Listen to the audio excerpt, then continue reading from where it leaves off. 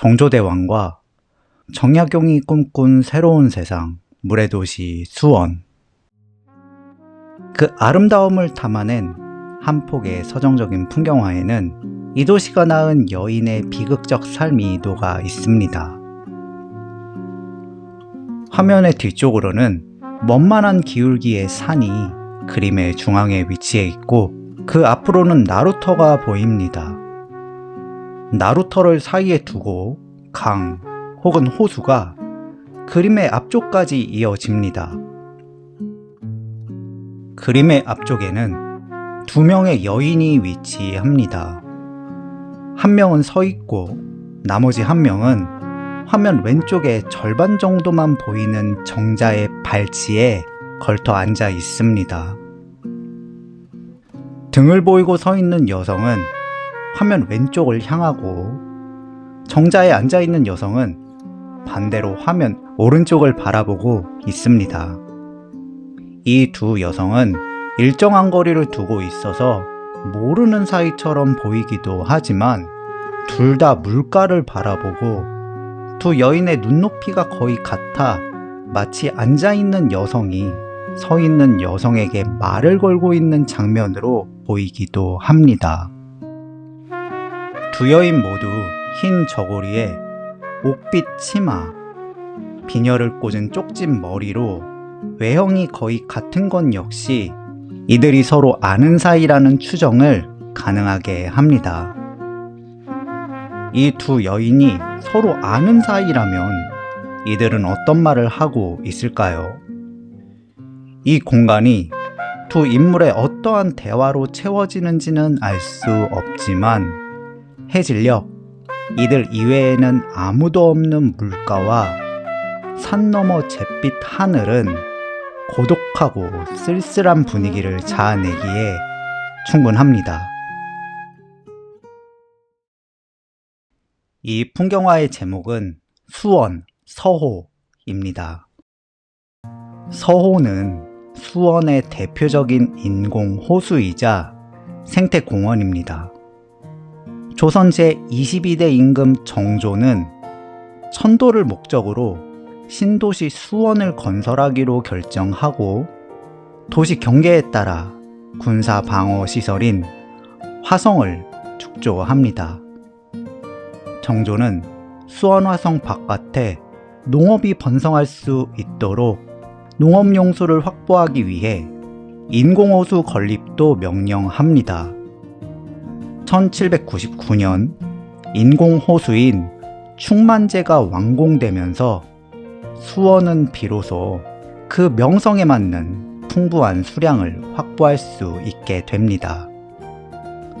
충만제는 수원 화성의 서쪽에 위치해 있기 때문에 오래전부터 서호라는 이름으로 불려왔습니다.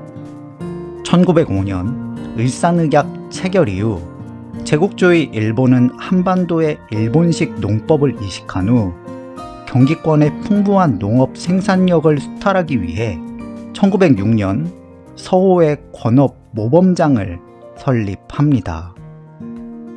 광복 이후 1946년부터 2003년까지는 그 자리에 서울대학교 농과대학이 위치해 한국농업기술연구를 선도해 왔습니다. 이후 서울대 농생명과학대학이 서울 캠퍼스로 이전하면서 서호는 서호공원이라는 생태공원으로 거듭나며 수원 시민들의 여가와 휴식 공간으로 재탄생합니다. 유네스코 세계문화유산에 등재된 수원 화성, 대한민국 사적 제478호인 화성 행궁 등이 오늘날 수원 특례시를 대표하는 문화유적이지만 서호, 즉 충만제 역시 수원시의 역사를 개척한 정조대왕의 흔적이 남아있는 수원을 대표하는 귀중한 문화유적 중 하나입니다. 그림 앞쪽의 왼편 절반은 정자로 채워져 있습니다. 이 정자는 오늘날 서호공원 안에 여전히 남아있는 항미정입니다. 항미정은 오늘날의 화성시장에 해당하는 화성유수였던 박기수가 1831년 건립한 정자입니다. 이 정자의 명칭은 중국 북송 시대의 시인인 소동파의 시 음호상청 후 기, 중, 욕파 서호 비서자, 담장농말 총상의, 즉 서호를 서시에 비유한다면 화장이 옅든 짙든 모두 아름답다네 라는 구절에서 유래합니다. 이 시구에서 서자는 춘추시대 말기 월나라의 서시를 지칭합니다. 그녀는 중국 4대 미녀 중 한 명으로서 소동파는 당시 송나라의 수도 항저우의 서쪽에 있는 호수인 서호의 아름다움을 서시의 아름다운 외모에 빗대어 표현하였습니다. 소동파의 시는 조선의 식자들에게도 유명하였고 화성유수 박기수는 수원 서호의 아름다움을 소동파의 음호상청 후 기이에서 영감을 받아 서호는 항주의 미목 같다고 표현하였습니다. 충만제, 즉 수원 서호의 아름다움에 푹 빠진 박기수는 자신이 건립한 정자에 항주의 눈썹을 닮은 정자라는 뜻의 항미정이라는 이름을 붙입니다. 항미정은 수원 서호의 아름다움을 완성한 활용 점정입니다. 항미정에서 바라보는 수원 서호의 석양은 서호 낙조라 불리며 수원 8경 중 하나가 되었습니다. 해질녘의 아름다운 풍경을 즐길 수 있는 수원 서호와 항미정의 명성은 일제강점기에도 지속되었으며 서호공원으로 거듭난 21세기 오늘날에도 여전합니다.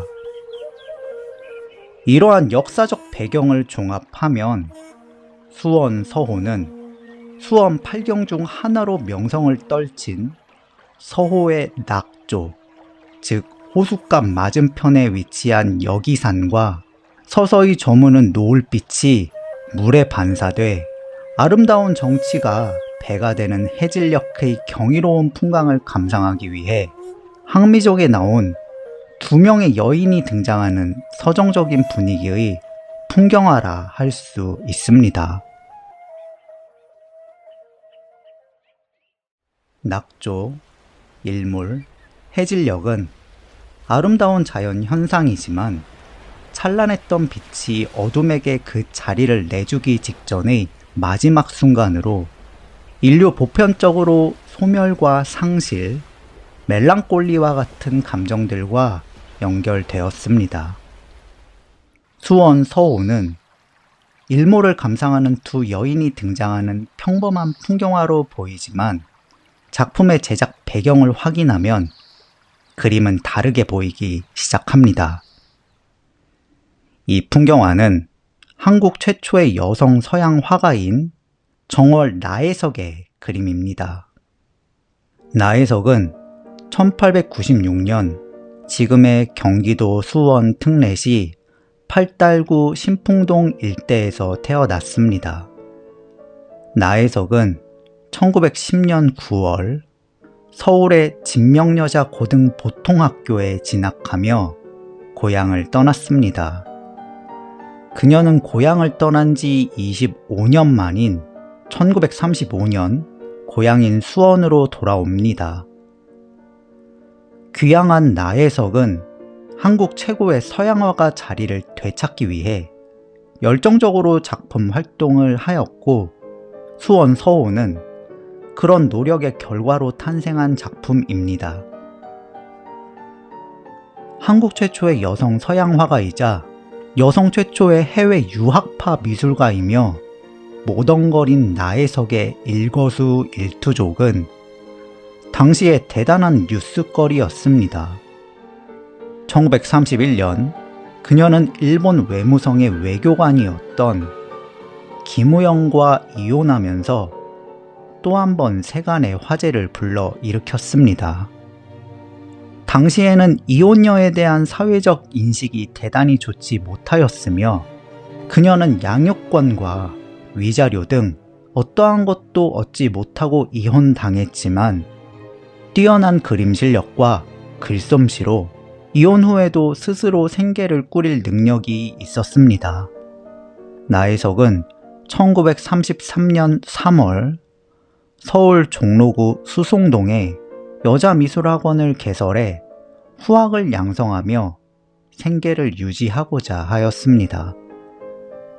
나혜석은 작가로도 활동했기 때문에 여러 신문과 잡지에 꾸준히 글을 연재해 경제적 자립을 이루어 나갔습니다. 그렇지만 그녀는 하지 말았어야 할 선택을 합니다. 나혜석은 잡지인 삼천리 1934년 8월호와 9월호에 2회에 걸쳐 이혼 고백장을 기고합니다.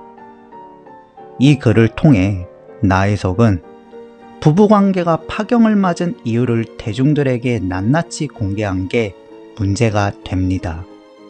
이혼이 흔치 않던 당시 상황에서 당사자 중 남성이 아닌 여성의 입장에서 부부관계가 끝나게 된 이유가 대중매체에 공개된 건 한국에서 나혜석의 이혼 고백장이 최초입니다. 10대 말부터 세간의 주목을 받으면서 셀럽의 삶을 살았던 나혜석이었기에 남편 김우영과의 이혼은 일반 여성이었다면 치명적이었겠지만 워낙 파격적인 삶을 살아왔던 그녀였으므로 이혼 자체는 그녀에게 치명적이지 않았습니다.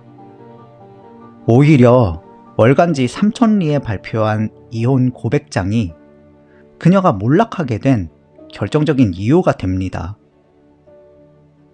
그렇게 세간의 온갖 비난을 받게 된 나혜석은 서울을 떠나 고향인 수원으로 돌아가기로 결심합니다. 수원에서 그녀는 사람들의 시선에서 벗어나 미술가로서 재기하고자 노력하였습니다. 나혜석의 그림에서 수원의 풍경이 등장하게 된 건 이때가 처음입니다.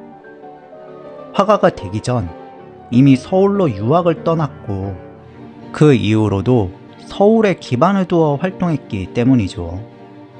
수원시기 나혜석은 수원의 여러 풍경들을 화폭에 담아냈고 수원 서호는 이 시기의 대표작입니다. 정금희 교수는 나혜석은 이혼을 비롯한 개인적인 사건들을 자신의 미술에 반영하지 않았다고 평가합니다. 하지만 저는 그렇게 생각하지 않습니다. 그녀는 직접적으로 자신의 개인사를 미술의 주제로 선택하거나 표현하지 않았을 뿐 간접적으로 자신의 고단한 삶을 드러냈습니다. 수원 서호가 대표적입니다. 서호 낙조는 수원의 대표 풍광이지만 나혜석의 수원 서호는 전혀 그렇게 묘사되지 않았습니다. 서호에는 오직 두 여인만이 저물어가는 해를 바라보러 나와 있을 뿐입니다. 그녀들의 옷차림과 호수 건너편의 여기산의 모습을 통해 그림의 계절적 배경은 초봄이나 초가을로 여겨집니다. 이 시기는 일몰을 감상하기에 더할 나위 없이 좋을 때죠. 그럼에도 수원 팔경이라는 게 무색할 정도로 그림 속에는 두 여인을 제외하고는 아무도 없습니다. 저물어가는 태양은 마지막으로 붉은 석양빛을 내뿜지만 나혜석의 그림은 명도가 낮고 그림의 전체 분위기는 지나치게 차가워 고독하고 쓸쓸한 분위기입니다.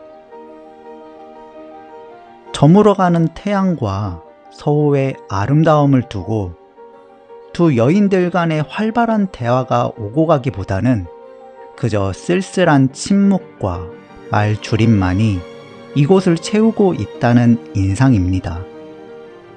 두 여인들은 아마 자신들의 좋았던 시절을 떠올리고 어색한 침묵을 깨기 위해 가끔씩 그때의 추억들을 교환하고 있는 것은 아닐까 싶습니다. 연구자들은 이 그림에서 등장하는 두 명의 여인이 정확히 누구인지 밝혀내지 못하였고 그저 둘 중 한 명을 나혜석으로 추측할 뿐입니다.